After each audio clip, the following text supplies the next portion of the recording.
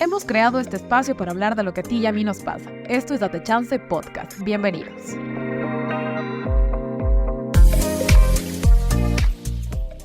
Hola a todos y bienvenidos al episodio número 15 de Date Chance Podcast. El día de hoy estoy con Silvi, como siempre, y con Gaby Jaramillo, nuestra invitada del día de hoy. Bienvenida, Gaby. Hola, buenas noches. Muchas gracias. Encantada de estar aquí con ustedes y compartir este espacio. Gracias a ti, Gaby. Pero es que yo estoy un poco nerviosa, estoy emocionada también porque, bueno, la invitada de hoy es súper especial, es alguien que admiro mucho y creo que es muy inteligente y el tema en general está heavy. Bueno, el tema es casos que han pasado en la ciudad de Loja, casos bastante fuertes, bastante heavy, así que empecemos, Gaby. Pero primero tengo una pregunta que creo que es la más complicada para todos los que vienen a nuestro podcast, así que ¿quién es Gaby Jaramillo? Chuta, la verdad esa sí es una pregunta difícil.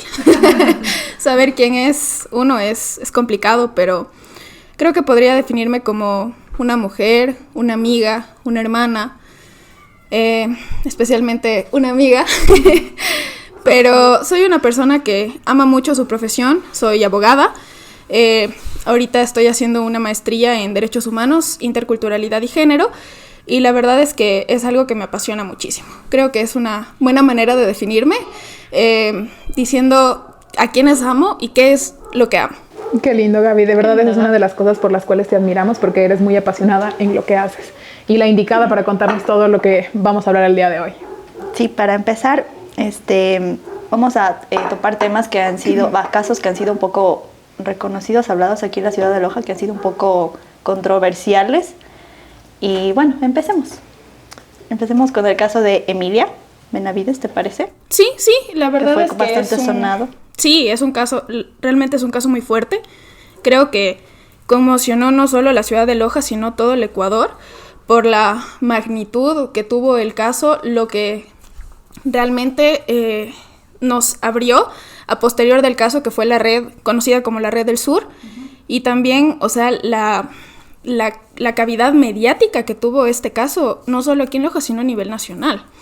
Emilia Benavides era una niña que estudiaba en el colegio Zoila, en la escuela, perdón, en la escuela Zoila Alvarado, que un día sale de la escuela rumbo a su casa, como todos los días, y en los medios y de lo que hemos leído nos dicen que la niña se fue a una tienda a pedirle al de la tienda 5 centavos porque le había faltado para pagar el bus, diciéndole ya le devuelvo mañana, el lunes, y nunca volvió, o sea, ya no hubo un lunes para ella.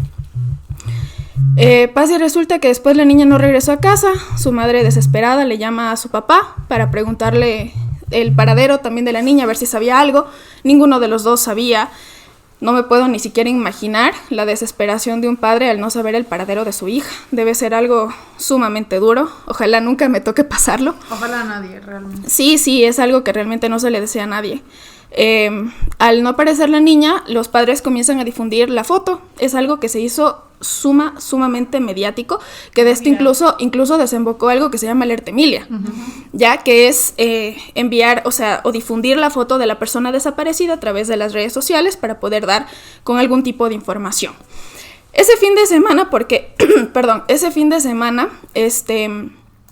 hubo bastante gente en Loja que salió a apoyar a los padres, a buscar, se hicieron campañas y después de unos días se le encontró a la niña en las afueras de Loja, en una quebrada. Entonces después ya con el tiempo se pudo también llegar a conocer qué es lo que realmente le había pasado. Resulta que la va a ver un señor que daba bailoterapia, que la conocía por el tema de la bailoterapia y la va llevando hacia el... La secuestro prácticamente. Sí, me olvidé cómo se llama donde la gente hace deporte. El estadio. Perdón, me quedé pensando así. No hago deporte. Sí, perdón, realmente no hago deporte, no tengo ni idea. Ya, la lleva al estadio. En el estadio, le toma fotos porque había otra persona más dentro de esta red que se llamaba Alias 10, que era... ¿Alias cómo? Disculpa. Alias 10. Alias 10. Okay. Sí, que es la persona que se la vio en las fotos, que es transexual. Esta persona era Alias 10. Entonces, él lo que hace es enviarle fotos a Alias 10 de la niña Emilia con la finalidad, sexualizando a la niña, porque esto era una red de trata. Ya, en horas de la tarde, el señor que se la lleva, que le decían el chino. El chino, sí. Sí, le decían el chino, entrega a la niña a alias 10. Alias 10 se la lleva y en este momento proceden a violarla. La violan y la regresa. Y como el caso se hizo tan mediático, el chino en la desesperación la mata, la descuartiza y posterior a eso la llevan hasta la quebrada perdón que hablen estos términos, pero la botan ahí. Posterior a eso, ya cuando se dio con el paradero de esta persona, porque se hizo un rastreo de cámaras de toda la Lourdes prácticamente, se llegó a ver a la persona que se la había llevado. Perdón que te interrumpa en este momento, creo que es súper importante de mencionar este detalle de que fueron las cámaras de negocios locales, porque las cámaras de Ojo de Águila que puso el municipio no estaban habilitadas, o sea, no servían y no se pudo sacar nada de información de las cámaras que se supone que nos están protegiendo. Entonces, gracias a las cámaras de algunos negocios fue que se dio con esta información. Sí, totalmente. Gracias a las cámaras se pudo dar con el paradero de la persona que se la había llevado. Se los ve muy claramente. Yo creo que toda la ciudadanía lojana pudo ver cómo se iba caminando la niña Emilia con alias Chino rumbo hacia el estadio. Entonces sí se lo ve claramente, se da con el paradero de él y él se procede con la detención y él procede a dar algunos detalles. Posterior a eso hubo un video muy viral de personas de los PPLs que se viralizó en Facebook, que le decían a los que estaban detenidos, porque una parte que me olvidé de mencionar es que al momento de transportar el cuerpo de la niña Emilia hacia la quebrada a las afueras de Loja, él le pide ayuda a un primo. Entonces el primo era el que conducía un taxi. Conducía el taxi. Pero era primo. Sí, era primo, son familia. Entonces, después de eso, bueno, ya lo detienen a alias Chino y él da la información. Posterior a eso se da con el paradero de alias 10, que era esta mujer transexual, y del primo de alias Chino. Entonces, él pudo dar como que cierta información de que se trataba de una red de trata, que posterior fue conocida como la Red del Sur, que era una red de trata a nivel no solo nacional, sino internacional. Lamentablemente, por este video viral que les comento, no lo dejaron en la cárcel de aquí de Loja, se lo llevaron hacia el Turi. En el Turi ingresa. ¿Dónde es y la horas cárcel de Turi? En Cuenca. Okay. Después de que ingresa al Turi, horas después, lo encuentran a él con índices de suicidio, ¿no? Y algo que a mí me parecía hasta un poco de mal gusto es que nuestro presidente, el que era presidente en ese tiempo, Lenín Moreno, decía, está de que den viendo si es que no lo han suicidado. Oye, si es que no lo vieron suicidando. Justo eso te iba a decir porque, bueno, primero que creo que no dimensionamos el sufrimiento de los padres porque yo nunca había visto videos de los papás dentro de la búsqueda. O sea, todos fuimos solidarios durante ese tiempo, pero hasta que vi los videos no dimensioné realmente el sufrimiento por el que estaban pasando. Y luego cuando vi esta entrevista, no es entrevista, como cuando da una rueda de prensa, creo que es el presidente, dice ese término tal cual, que lo dieron suicidando. Como algo súper así y dice como que déjame viendo si está tal persona y a ver si no lo dieron suicidando. Ajá, y dice, y darán viendo si es que no lo dieron suicidando. O sea, me parece un poco de mal gusto y muy poco empático realmente emitir un comentario en una situación en la cual los padres estaban llenos de dolor, y no solo los padres, sino la sociedad, porque se estaba destapando una red de trata que involucra a muchas niñas y muchas mujeres que estaban desaparecidas. Y el miedo que eso causa de no puedo salir a la calle, no puedo dejar que mi hijo salga a la calle, porque no fue una circunstancia que digas como que lo expuso a mi hijo, o sea, fue un día normal que salió con una persona que conocía, fue a la escuela, o sea, la niña salió de la casa teniendo su rutina completamente normal. Exacto. Y yendo a su escuela. Y claro, aparte el hecho también de cómo falla el sistema carcelario, exacto, ¿no? Porque él tenía que ser sentenciado y obviamente él no se suicidó, o sea, como lo dijo en ese tiempo Lenin, alguien lo hizo, y que él lo diga así en una rueda es como que sí, o sea, nuestras cárceles no sirven para nada. Sí, realmente no solo es el sistema penitenciario, sino también es el sistema judicial. Muchas veces el sistema judicial sí le ha fallado a las víctimas. en muchísimas ocasiones. Lamentablemente eso es algo en lo que se debe trabajar y lo que se podría realmente mejorar a futuro es tener un sistema judicial eficiente y efectivo para las víctimas. Tú nos hablabas de cuánto más o menos le iban a pagar a esta persona, a Chino, no recuerdo el apellido, por dar a una niña, o cuánto cuesta ese trabajo. Más o menos, suena decir eso, sí, en las declaraciones que él dio decía que alias 10 le iba a cancelar de entre $1,000 a $5,000 por cada persona, por cada niña secuestrada.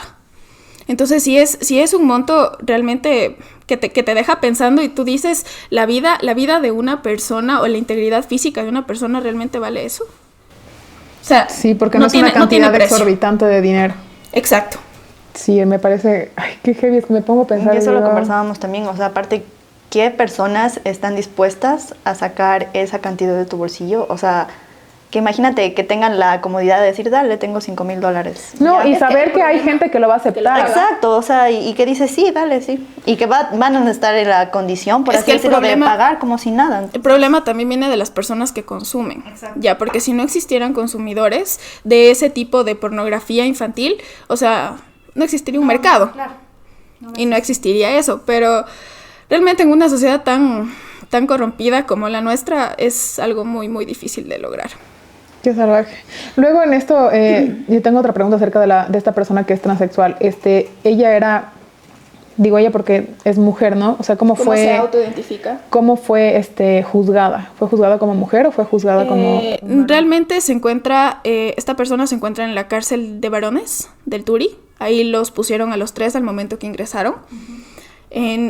A la actualidad en el país no es que se considera que una persona transexual puede irse a la cárcel de mujeres.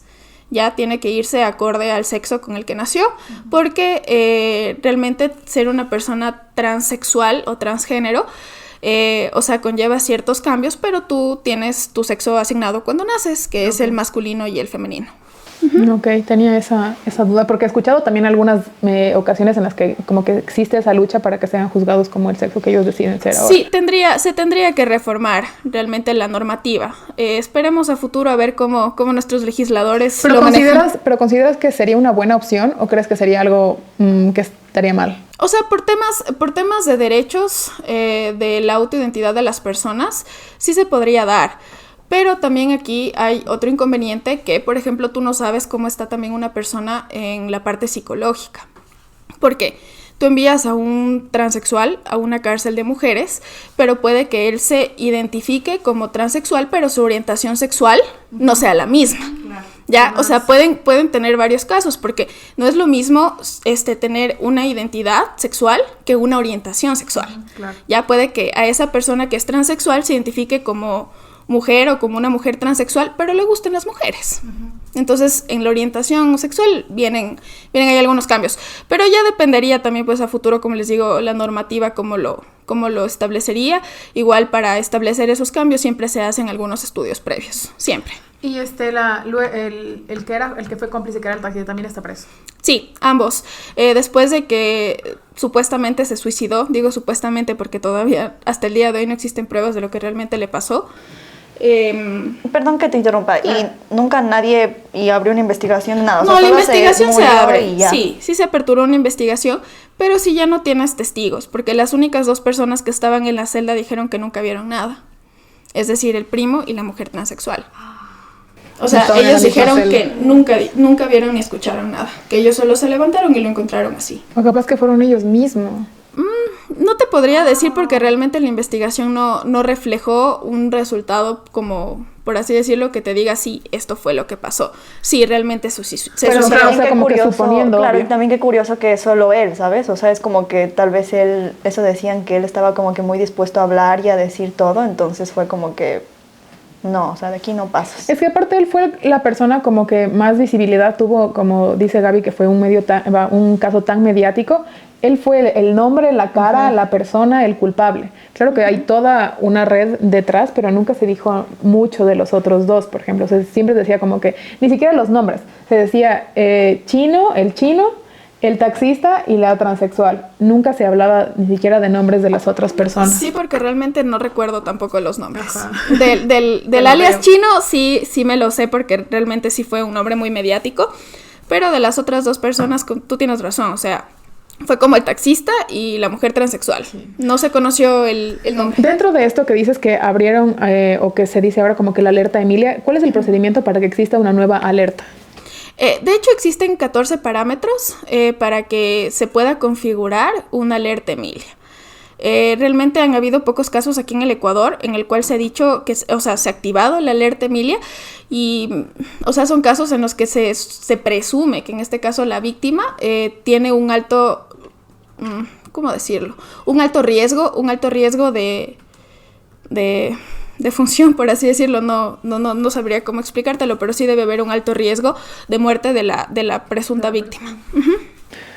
Qué terrible, de verdad es un caso que ya pasó hace mucho tiempo, que fue muy mediático y toda la cosa, pero realmente para mí hasta ahora, después de que los vi los papás de escuchar ciertos detalles, digo, qué salvaje que haya pasado eso en una ciudad que supuestamente es tranquila, ¿no? Y bueno, Gaby nos comentaba que a partir de este caso y de todo este problema que hubo y de esta red, hay otro caso que es de la misma red. Hay un antecedente de este caso de... No es de la misma red, pero se destapó algo. Pero sí ayudó, sí. Es un caso que les juro a mí siempre me impactó porque es el caso de María del Cisne Conde Guamán, de esta niña que siempre vimos su pancarta de desaparecida en la 10 de agosto y Avenida Universitaria.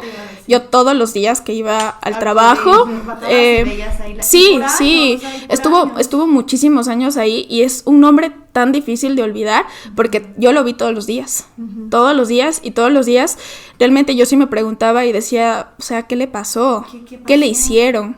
Porque a pesar de que años después se encontraron los restos de ella, todavía hay muchísimas niñas que siguen desaparecidas y que tú no sabes qué fue lo que les pasó. O sea, yo sí me pregunto y incluso tengo hasta muchísimo miedo de tener hijos porque digo, hay tanta maldad y tantas cosas feas e inimaginables, inhumanas que le puede pasar a alguien. Mira que esta niña salió, su mamá vendía espumillas, la manda a comprar conos de espumillas y no regresó.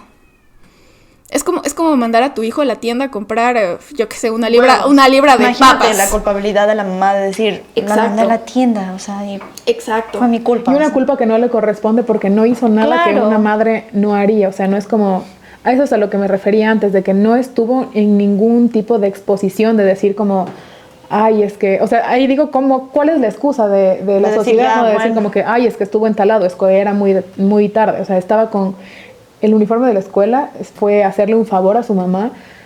Es terrible, de verdad. Es que aquí no cabe, por ejemplo, jamás ha cabido lo que la gente dice de cómo se vestía, de la hora, de si estaba tomada.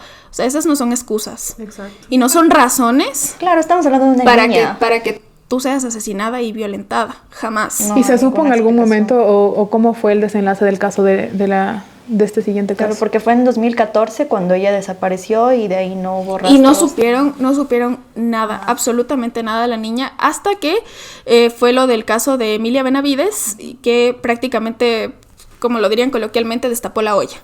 Destapó la olla, hubieron 19 personas que fueron aprehendidas, de las cuales en 2 personas se encontraron fotos de María del Cisne. Entonces, con esto de aquí, hubieron investigaciones y se llegó a una persona que se llama Franco,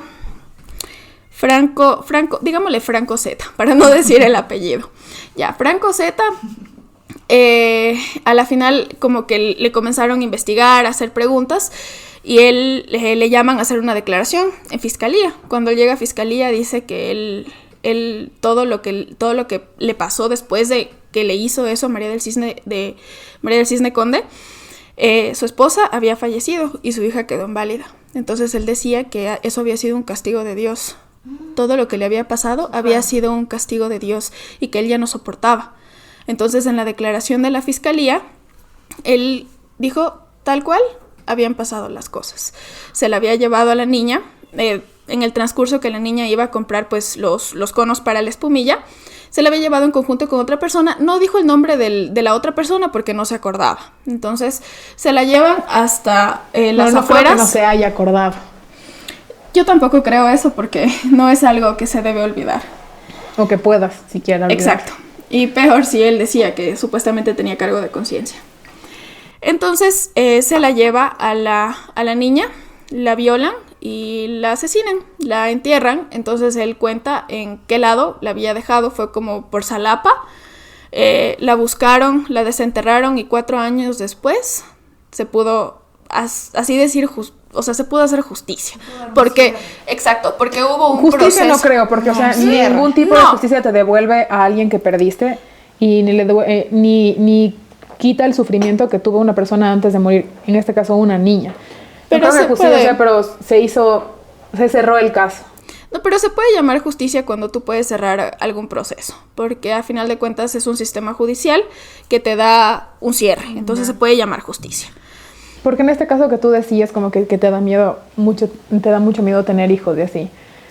Es que imagínate lo que es una cosa, primero tener todo el tiempo la incertidumbre de dónde está, de qué le está pasando frío, está pasando hambre, o sea, como papá es la incertidumbre. Segundo, en el caso de que nunca lo encuentres, vas a morir con esa incertidumbre. Luego ya tienes un cuerpo que enterrar, que dices, bueno, ya murió, me hago al dolor, pasó un duelo. Pero luego saber que sus últimas horas de vida fueron de sufrimiento, de dolor, de que estuvo con desconocidos y le hicieron cosas horribles, o sea, es catastrófico esa idea. De verdad, no sé ni qué decir para las familias, pero realmente, o sea, es imposible incluso decir, ay, me pongo en sus zapatos, porque es imposible imaginarse el dolor que sienten estas familias. En este caso que nos comentas, el culpable fue sentenciado. Sí, le dieron 22 años de cárcel. Y en el caso de que él no hubiese ido a declarar, jamás se lo hubiese encontrado.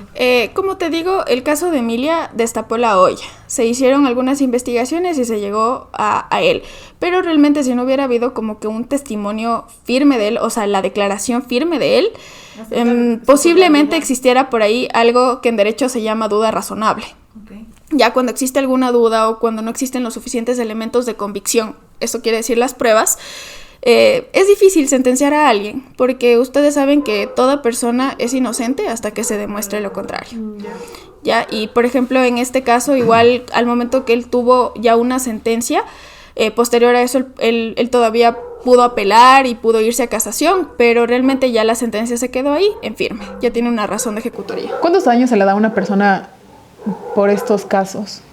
Porque digo, o sea, los puedes juzgar como por violencia, por secuestro, por asesinato, por violación, femicidio. Hay algunos agravantes, ¿ya?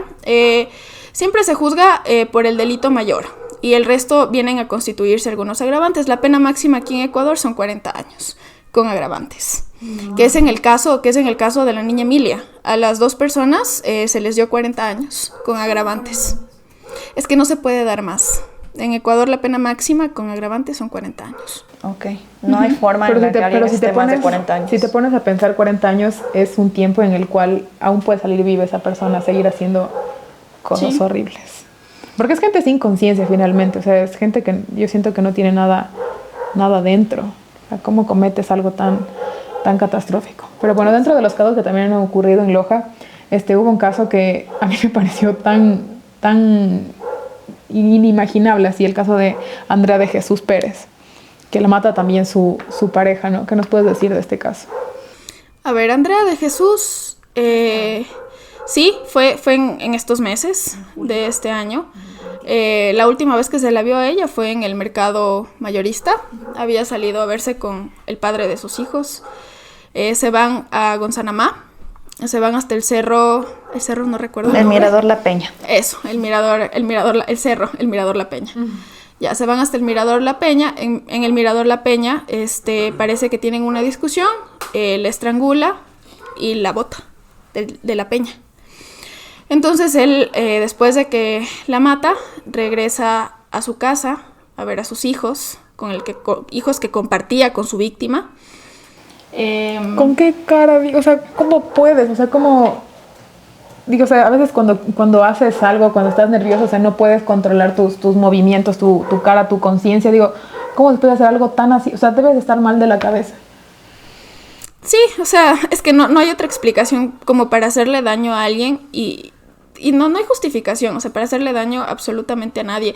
Y más aún, o sea, la madre de tus hijos, la mujer con la que compartiste muchas cosas. Realmente llega a la casa a verlos a sus hijos y los niños le preguntan por la mamá, porque esta parte de aquí la cuenta el hermano de él le manda un mensaje diciendo que la mató Andrea y que tiene cargo de conciencia. Los hijos, bueno, al momento que le preguntan, su padre les dice que no va a volver a casa y que él se va de viaje. Las versiones dicen que supuestamente él se ha ido como yéndose al oro, pero que en el viaje ha tenido cargo de conciencia, regresa, le manda otro mensaje al hermano diciendo que se va a suicidar en el mismo cerro donde mató a Andrea. Regresa, se suicida y días después lo encuentran. Y ahí se dan cuenta que la mató a ella también. Exacto, por los mensajes que él envió al hermano. Qué tenaz. En ese caso, bueno, o sea, no hay cómo juzgar a nadie, pero ¿qué pasa con los niños? Se quedan con el familiar. Puede ser con los abuelos o con el tío, con la persona que esté más apta para el cuidado de los niños. Y en el caso de que ninguno quiera hacerse cargo, ¿puede decir como no quiero? ¿O es como que la ley que él tenga que hacerse cargo? Realmente siempre, hasta el día de hoy no conozco una persona que no quiera hacerse cargo de un familiar que ha perdido su papá, su mamá, y por una cosa tan atroz como esa. Pero realmente podrían ellos entrar a un orfanato e ir a una casa a una casa adoptiva. ¿Y no se supo como cuál fue la razón por la cual tomó esta decisión dentro de estos mensajes? No, realmente no se especifica. El hermano en la versión que dio solamente decía lo de los mensajes, pero se presume que fue por alguna pelea, porque le estranguló. ¿Y ellos no estaban juntos? No estaban juntos. Solo tenían hijos en común. Digo, y como familia, ¿cómo vas al funeral de alguien que cometió eso? Así, o sea... Realmente debe ser muy duro. Yo, la verdad, no lo he pasado y tampoco me lo imaginaría. Es inimaginable. Pero realmente... Hay veces que familia es familia. Yo estaba viendo, saliéndonos un poquito del tema y yéndonos un poco a lo internacional, hay el caso en Estados Unidos de un niño de 13 años que la mata la mamá con 13 puñaladas en la garganta. Tenía una hija, la señora tenía una hija de 7 días de nacida. La mata y bueno, el niño, después de que la mata la mamá, llama al 911. El 911 llega, se lo llevan detenido, pero la abuela del niño, que era la madre de la mamá, ella ha estado todo el juicio apoyándolo. Sí, vi uno. Ya, entonces a veces me pongo a pensar y digo, hay personas que sí se toman muy a pecho, o sea, lo que es familia, porque ella ha estado ahí apoyándolo en todo el proceso al nieto, pese a todo lo que pasó. Porque mató a la hija prácticamente. Exacto, entonces puede pasar eso también con los familiares de este joven. Desconozco realmente cómo fue el funeral, pero asumo que igual, o sea, pierdes un hijo, pierdes un hermano y por un hecho tan fatal, porque de parte de Andrea también su familia perdió a su hija, los niños perdieron a su mamá y a su papá. Entonces es algo muy duro, realmente muy, muy duro. Sí, es como lo que te decía al principio, es imposible siquiera decir, poniéndome en los zapatos de la situación, porque es inimaginable y ojalá, repito, nadie tenga que pasar por estas cosas nunca. Pero bueno, a mí me impacta mucho de que en una ciudad tan tranquila, entre comillas, pasen estas cosas, porque incluso estaba investigando hoy y hubo un violador en serie en Loja en tiempo de pandemia. Que Gaby, vas a explicarnos. Contexto. Explícanos, porque ni siquiera sabía que existía el término violador en serie. Sí, realmente sí hubo. Fue un caso que... de hecho, hubieron varios procesos, de los cuales uno fue absuelto, los otros, unos están en proceso, en otro proceso ya fue condenado. Fue realmente un caso bien heavy aquí en Loja, porque nunca se había escuchado. Nunca habíamos escuchado ni siquiera de un asesino en serie, peor de un violador en serie. Este caso, ¿cómo te podría decir? Lo conozco un poco porque en la oficina donde yo trabajaba fue parte de uno de estos procesos. Entonces sí pude conocer un poco de primera mano el proceso. Este joven tiene aproximadamente 20 años. Bueno, actualmente ya debe tener un poquito más, pero en ese tiempo él tenía 20 años. 20 años. Él tenía un modus operandi, se puede decir modus operandi porque todas sus víctimas las convencía de la misma manera. Las contactaba por Facebook, se hacía su amigo y posterior a eso las invitaba a salir. Hablamos de víctimas de 13, 14, 15, 16 años, unas niñas.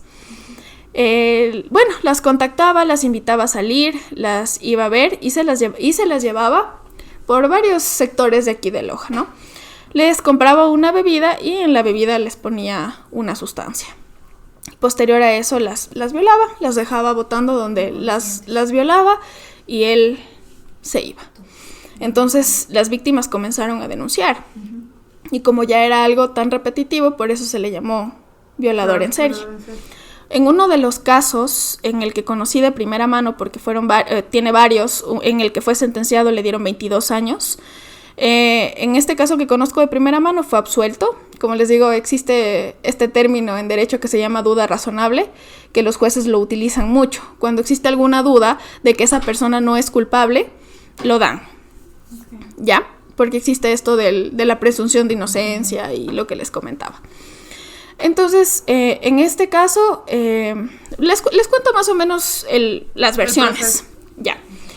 En estas versiones, la versión de la víctima es que igual se han hecho amigos por Facebook, le he escrito. Él vendía jugos a las afueras de la feria de Loja, y ahí la había conocido a esta niña. O sea, como que se habían visto en esta feria. Y después de eso le escribe a Facebook, se hacen amigos y todo eso. La invita a salir, salen, la niña dice que se han ido atrás de la bomba que se quemó y que le ha comprado una papita y una cola. Y que aparte de eso, él ha comprado una botella de ron para él, o sea, para tomar él.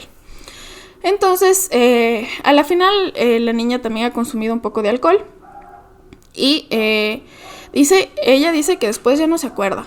O sea, que ella no recuerda, solo se recuerda que se paró de donde estaba y que fue caminando por la calle y que una señora la había visto desorientada. Que la señora la ayuda, llaman al 911, llega la policía, la van a dejar en la casa. Llega la niña a la casa, la mamá y la hermana sumamente preocupados porque la niña había mentido que se iba a ir a comprar unas cartulinas y habían pasado horas y no regresaba a la casa.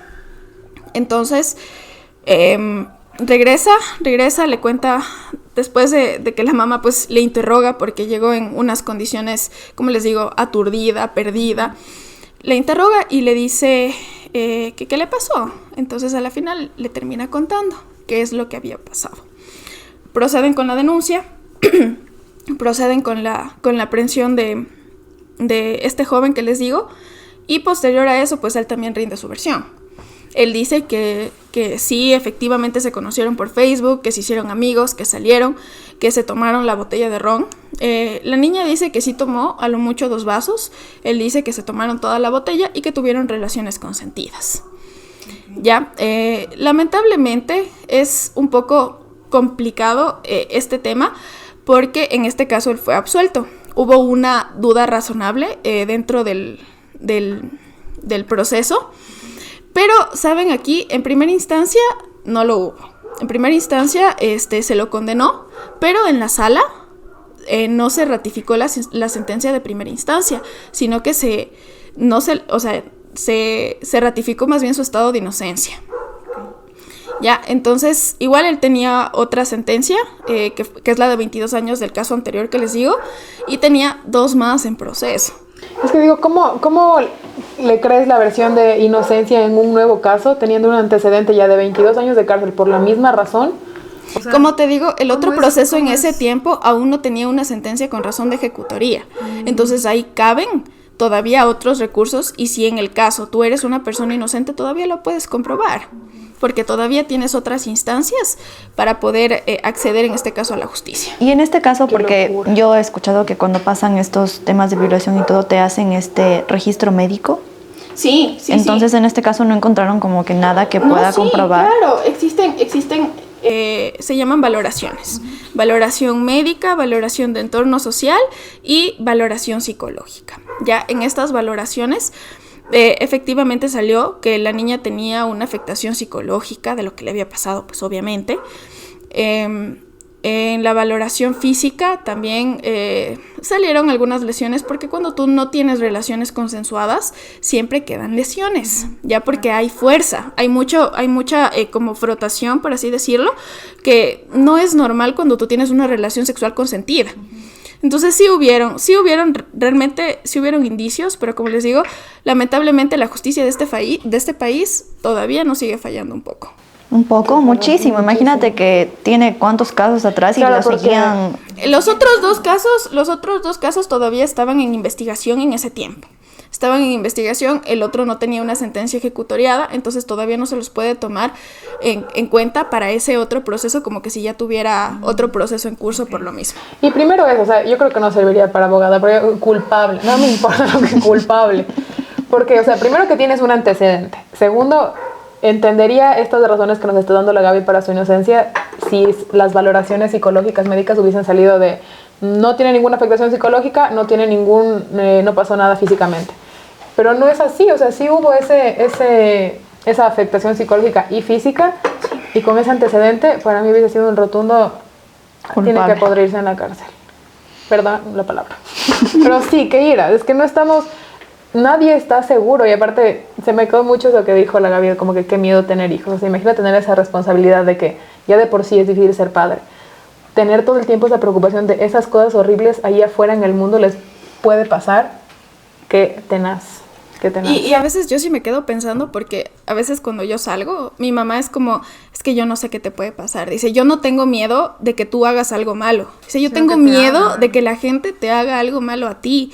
O sea, yo sí me he puesto a pensar y digo, o sea, para mí, en mis 26 años, existe peligro. O sea, para el peligro, para la violencia sexual, la violencia física hacia las mujeres no tiene edad. No tiene edad, porque puede salir una señora de su casa de unos 45, 50 años que todavía está en riesgo de que una persona le haga daño. Sí.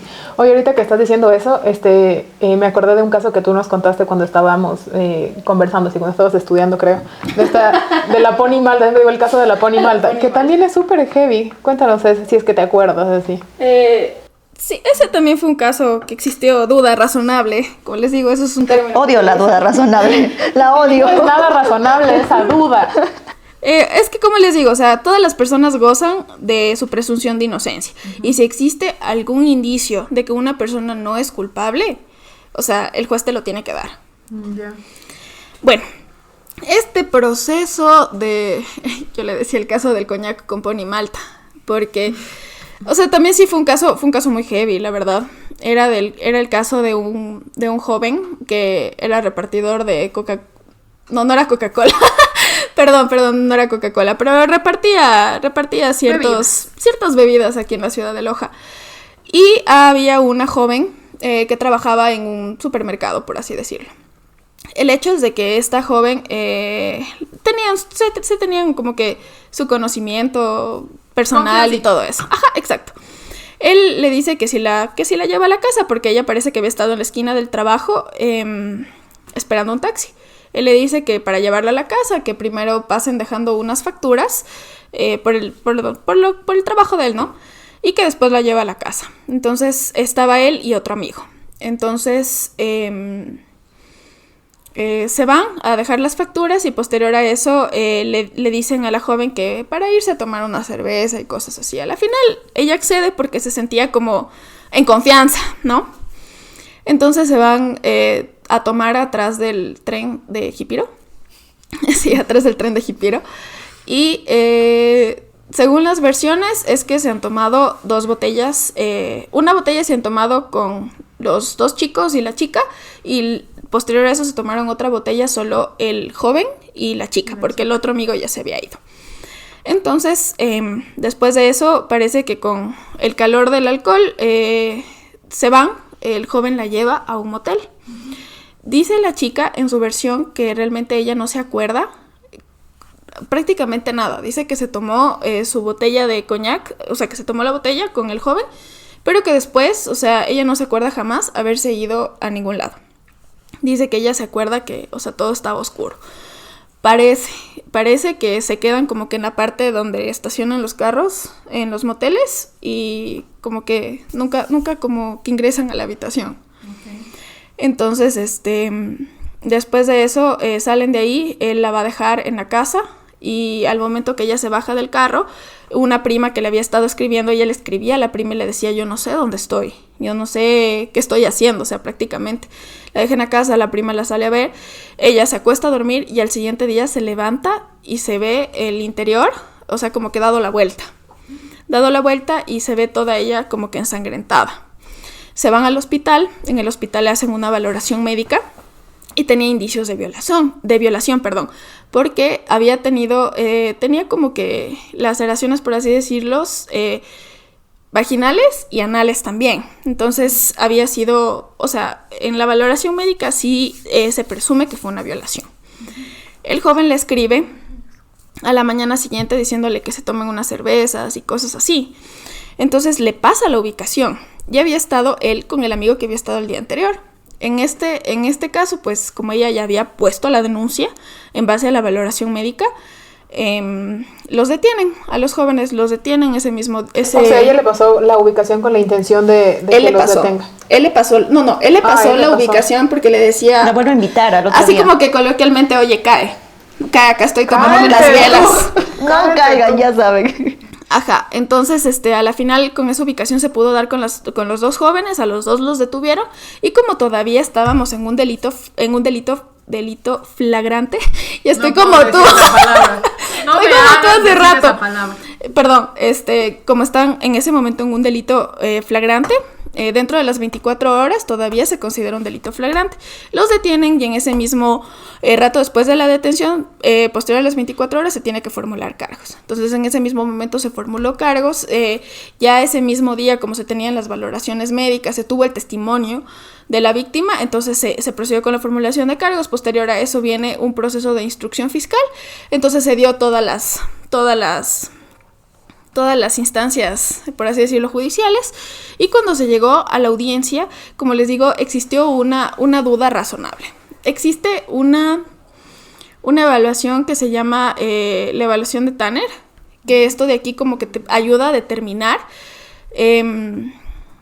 no sé si lo estoy diciendo bien, no sé si es Tanner, la que se mide el alcohol. No, perdón, creo que no es la de... Discúlpenme, aquí sí ya les fallé. No es la de Tanner. Una valoración. Sí, la valoración de Tanner es para medir la biología física de una persona. Existe una valoración que te sirve para medir acorde a tu complexión física, a tu estatura, con cuánta cantidad de alcohol tú puedes llegar como a perder la conciencia, okay. ¿Ya? Entonces se hizo esta valoración y se pudo llegar a determinar en esta valoración que para la complexión, la estatura y la cantidad de alcohol que supuestamente habían consumido, ella no podía como que perder la conciencia. Pero aquí también sí hubo como que una mala defensa de parte de la otra persona, porque yo teniendo ese peritaje, o sea, yo pido, aunque sea un metaperitaje con otra persona, que sí lo pueda llegar a establecer de una manera correcta, ¿ya? Entonces, en base como que a estas pruebas, existió esto que les digo, la duda razonable, y salió absuelto. Realmente, posterior a esto, sí no sé si la joven apelaría, si se iría a sala, pero ellos ya están fuera, ambos. Qué loco. Ay, qué desgracia. Es que sí es un caso súper... no sé, extraño de entender, pero mi punto a favor, viendo todos los programas de asesinos en series que he visto, si no subieron al cuarto del hotel o del motel, lo que sea, es porque ella no estaba en condiciones de poder subir. Exacto. Para mí eso hubiera sido la parte clave de... Claro, es que van al motel y no pasan ni al cuarto, o sea, ¿por qué? Es muy raro. Claro, se quedan supuestamente, o sea, según las versiones y las teorías, es que se quedan como que en la parte de abajo donde ingresan los carros. Madre santa, Dios, estoy estupefacta, porque una vez yo me acuerdo que tuvimos una conversación contigo mismo y yo dije, porque hemos tomado alcohol en algunas ocasiones. Y yo le decía, En algunas ocasiones. A una copita de pequeño. porque yo una vez sí le dije a la Gaby, porque, bueno, también hemos pasado cosas, no tan graves para nada, comparadas con lo que estamos hablando para nada, pero cosas en las que nos hemos visto tal vez en peligro, ¿no? Yo hablo muy personalmente, como que expuestas, ¿no? Y yo le decía, Gaby, hemos tenido mucha suerte, o sea, en general las personas que salimos a farrear, que salimos a tomar tal vez en la calle, porque es súper común en Loja salir a tomar en la calle, ¿no? Digo, de verdad tenemos mucha suerte de llegar sin ningún problema en la casa, porque no todas corren con la misma suerte. Y lo dijimos en el programa anterior de, aquí es súper normal de, coges un taxi, mándame tu ubicación. Avísame lo que Sí, llegues. porque estamos ya todo el tiempo con ese... Pero Y todos corremos peligro, o sea, absolutamente todos. verás, les voy a contar una historia un poco personal, ¿no? Les voy a compartir algo un poco personal. Y que realmente, o sea, yo sí me he puesto a pensar y digo, hay muchas veces que sí, o sea, que sí las mujeres, todas las mujeres, alguna vez hemos sufrido algún tipo de violencia. Yo me acuerdo que hace años estábamos en una fiesta con unos amigos y unas amigas y yo digo que a veces hasta uno peca de inocente porque uno de los chicos de ahí me dice, acompáñame a comprar alcohol. Entonces yo digo, bueno, te acompaño. Entonces nos fuimos y me acuerdo que en el lugar en el que estábamos es un poco como que alejado de la ciudad, ¿no? Pero para irse a comprar el alcohol era como que yéndose por acá. Y él salió y se fue como que para acá. Entonces yo sí me quedé pensando y digo, ¿a dónde nos vamos? Dice, y coge y me queda viendo y me dice, ¿en serio pensaste que nos íbamos a ir a comprar alcohol? Yo ya me quedé tiesa, la verdad, porque digo, Diosito. Posterior a eso, que ya le pregunté, cogió y se fue subiendo como a un mirador que hay por ahí, que literalmente no hay nadie, no hay absolutamente nadie. Y les hablo de alguien que, o sea, tú sales a tomar y todo con alguien que posiblemente hasta puedes tenerle confianza, pero ni así estás a salvo. Ni así puedes tener la plena seguridad de que alguien no te vaya a hacer nada. Entonces me acuerdo que llegamos a ese mirador, oye, y me decía, pero vacilemos y cosas así. Oye, yo sí me quedé pensando y digo, qué miedo que me haga algo y que me deje aquí botando. O sea, y la verdad es que estaba bien intenso y no es que hay veces que en serio no quieres, o sea, ni siquiera quieres darle un beso a nadie porque no te gusta, porque no quieres, porque simplemente no. Eso, y yo le decía así como que no, le digo, por favor, ya anda, déjame, que ni sé qué, le digo, no quiero estar aquí. Oye, es súper necio y súper intenso. O sea, hay que aprender que cuando es no, es no. Entonces, después de eso, como que ya me puse así como, dije, aquí me bajo y aunque sea me voy caminando. Pero luego tenía miedo de que luego me atropelle o algo así. No sé, yo en ese momento estaba, en serio, bien asustada. Se te pasa el peor escenario por la cabeza. O sea, imagínate Sí, estar en un lugar sí. tan oscuro, tan lejos y con alguien que te haya dicho las intenciones que tiene. Exacto. Entonces yo a la final ya me puse brava y le digo, o sea, ya no quiero, le digo, no quiero, yo quiero irme. Entonces, después de eso, bajamos, llegamos nuevamente a la fiesta, ni medio se estacionó, yo ya estaba adentro cogiendo mis cosas para irme. Porque, o sea, hay veces que tú dices, bueno, es una persona que incluso le puedes llegar a tener confianza, pero no estás exento de que ni tus propios amigos no te hagan nada. Y, o sea, y digo que todas hemos sufrido violencia alguna vez, porque esto para mí es como violencia, llevarte a un lugar en contra de tu voluntad. Cuando no debería pasar eso. Por supuesto que Para sí. nada. Sí, eso lo hemos dicho también en algunos episodios. Creo que todas, o no conozco a nadie de mis amigas que en algún momento no haya tenido al menos un momento incómodo con alguien que te haya tocado sacar tal vez lo peor de ti. Digo, depende tanto de la personalidad de cada persona porque yo me paralizo. O sea, en las situaciones en las que he estado también medio extrañas, yo me paralizo. O sea, mi reacción es quedarme quieta, inmóvil, de esperar que pase algo. O sea, sí. Ay, es terrible. Yo te tenía una pregunta y es porque generalmente en los casos de violación o en los casos de violencia hay muchas niñas, por lo general más, que son más inocentes, ¿no? Que siempre tienen como que este antecedente de que los amenazan o que les dicen que van a, qué sé yo, hacerles algo a sus papás o sus hermanos. ¿Eso pasa mucho realmente, o sea, ya en casos jurídicos? Sí, yo de hecho conozco de un caso que tramitamos en la oficina de un señor que, bueno, tenía su familia en Catamayo, su esposa, 3 hijas. Él trabajaba acá en Loja y parece que se quedaba a dormir, de hecho aquí en Loja en un cuarto. Pero yo no, les juro, hasta el día de hoy no me cabe en la cabeza por qué la mamá la mandaba a la hija mayor a traerle el almuerzo todos los días. De Catamayo a Caloja le mandaba el almuerzo todos los días. Entonces, o sea, no entendía. Capaz hasta le salía económicamente más rentable que almorzar aquí el señor. Okay. Bueno, el hecho es de que en estos viajecitos que hacía la niña, trayéndole el almuerzo al papá, él la violaba, él abusaba de su hija mayor. Y estuvo abusando de su hija muchísimos años, muchísimos años, con la amenaza de que si ella le contaba algo a la mamá, les iba a hacer lo mismo que le hacía a ella a las dos hermanitas. Entonces ella por protegerlas, por no permitir que ellas pasen por lo horrible que ella pasaba, realmente muchísimos años no dijo nada, hasta que ya llegó una edad en la que dijo, o sea yo no puedo dejar que esto me siga pasando. Claro, imagínate le vivir contó a la así. mamá, exacto, es que por eso te digo, o sea, no comprendo por qué la mamá le mandaba a la niña todos los días que venga acá a Loja a traerle el almuerzo al papá. Entonces, bueno, el hecho es de que la niña, como que ya un poco más grande, también ya dice, no puedo dejar que esto me siga pasando.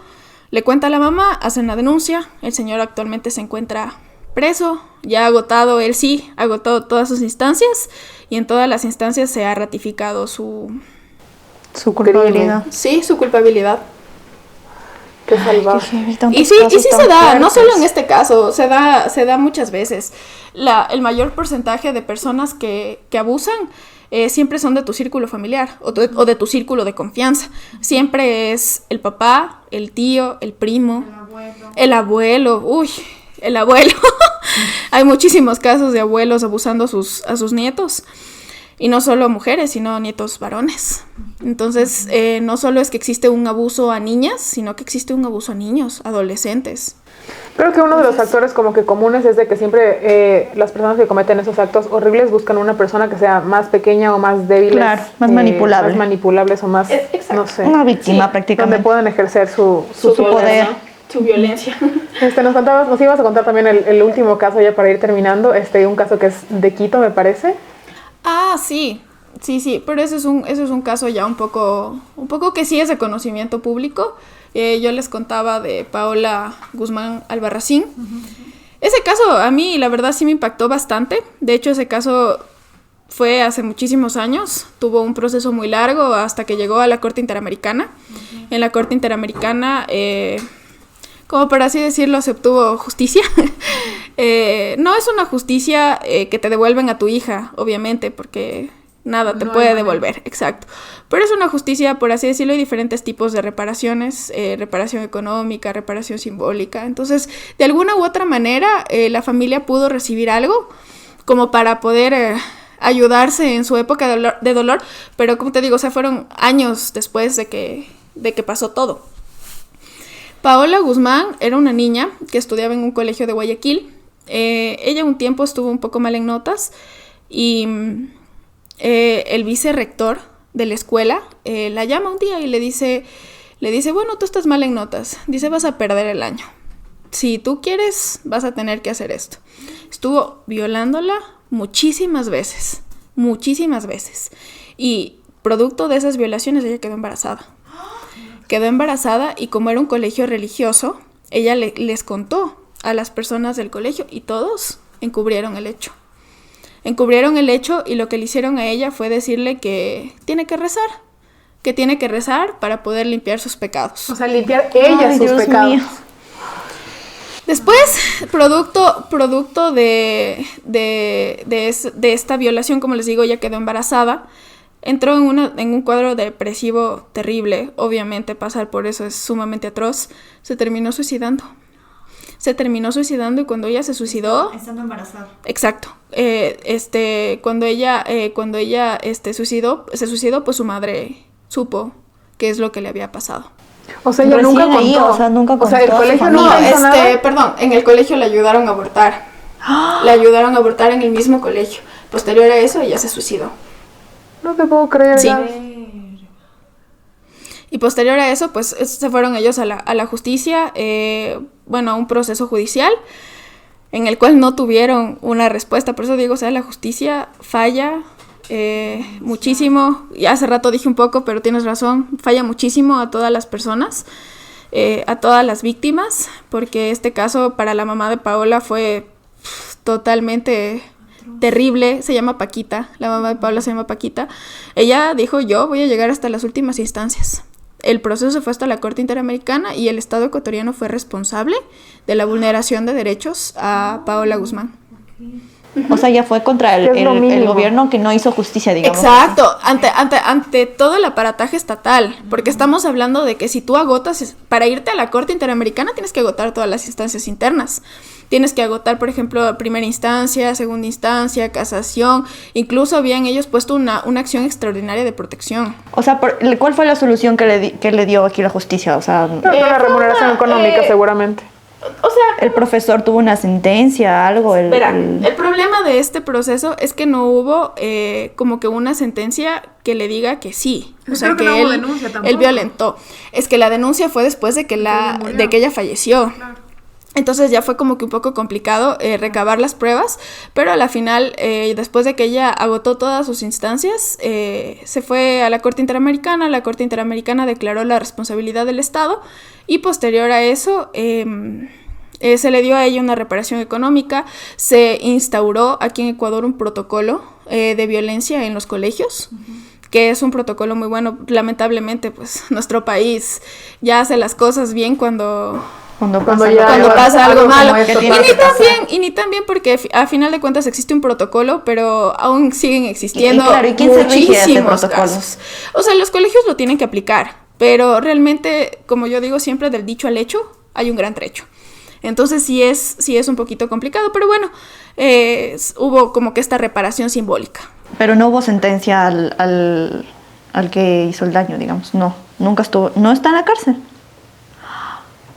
Ay, Dios, o sea, es que estamos hablando de que hay un montón de gente que lo que es un profesor, libre. O sea... El vicerrector. Es vicerrector, o sea, tiene para escoger. Imagínate en esa situación. Qué terrible, de verdad. Que no pero bueno, hablando de protocolos, ahorita sí, ya para ir terminando, ¿qué es lo que puedes hacer en un caso como esto? O sea, ¿qué es lo que tienes que hacer o cuál es el protocolo a seguir para poner una denuncia y para que, no sé, poder hacer algo mínimo de justicia? Porque como te digo, o sea, obviamente se hace justicia por las leyes y toda la cosa, pero es irreparable los daños, una pérdida y el daño personal y a ti psicológico que te hacen, no solamente físico, o sea, recuperarte de una situación así. Sí. Traumante. Terrible. El proceso cuando tú sufres algún tipo de violencia es hacer la denuncia. Te procede a hacer una denuncia en fiscalía se encarga de, dependiendo, por ejemplo, si tú vas a hacer si tú pones una denuncia como que horas después de suscitado el hecho, eso todavía hasta 24 horas después se considera una flagrancia, ¿ya?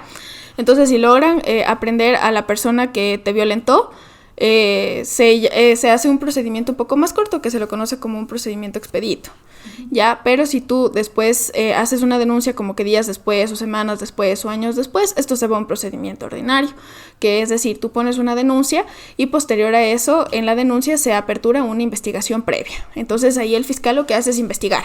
Por ejemplo, hacer las valoraciones que te digo, verificar si hay testigos y todo eso. Ya depende también mucho aquí de los abogados, porque el fiscal investiga, pero tú también el abogado tiene que pedir, o sea, más que todo pedir las diligencias que quieres hacer y apoyar en el proceso, porque para el fiscal también dentro de una fiscalía hay muchísimos procesos. O sea, tú para hacer la denuncia tienes que contar con un abogado para que te ayuden en el proceso.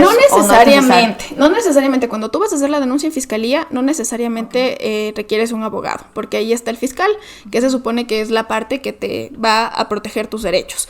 Pero yo siempre digo que es importante que sí tengan un abogado, porque el abogado es el que se encarga como de tramitar, ¿ya? De pedir las diligencias, de estar pendiente, de que si hay un testigo, pedirlo al testigo para que vaya a dar su declaración. Exacto. Entonces sí, siempre es bueno, pero no necesariamente requieres un abogado para hacer una denuncia. Y en el caso siempre se dice que una persona solo por ejemplo, en los casos de desaparición, puedes, por ejemplo, o sea, si te pierde un hijo ahorita que sabes que no puede estar, que tiene que estar contigo, un niño así, puedes hacer la denuncia hace rato, por ejemplo, te dicen como que no, hay que esperar 24 horas para considerarlo ¿Pero por qué? O sea... Hay que esperar porque realmente han habido muchísimos casos, y aquí hablamos ya también de temas de porcentajes y eso. Han habido muchísimos casos de personas que, por ejemplo, de jóvenes que salen de sus casas y después de unas 8 o 7 horas regresan, o después ya los encuentras. Lo puedo entender de adolescentes, o sea, de jóvenes que sus papás no les den permiso y se vayan, qué sé yo, a tomar a Vilcabamba. Pero de un niño de 4 años, o sea, digamos que tienes un hijo de 4 años y está aquí contigo y se desaparece. O sea, procede, por ejemplo, te ayudan a buscarlo, pero para que ingrese la denuncia sí tienes que esperar el tiempo establecido. Paulette me dijo que no. Paulette es mexicana. Pero ella no sabe. Eso ha sido todo por hoy. ¿Es colombiana? Es colombiana. ¿Perdón? No. ¡Es colombiana! Perdón, pensé que era mexicana, lo siento. Yo así defendiéndola a mi Paulette. Pero bueno, eso ha sido todo por hoy. Esperamos que lo hayan disfrutado tanto como nosotros. Gaby, te agradecemos muchísimo. De verdad, gracias por toda la información que nos has dado hoy. Y yo voy como medio asustada, medio no sé, pero gracias, Tommy. Nos vemos la próxima semana. Recuerden que pueden seguirnos en todas nuestras redes sociales como @datechance_podcast. Bye. Gracias, chao.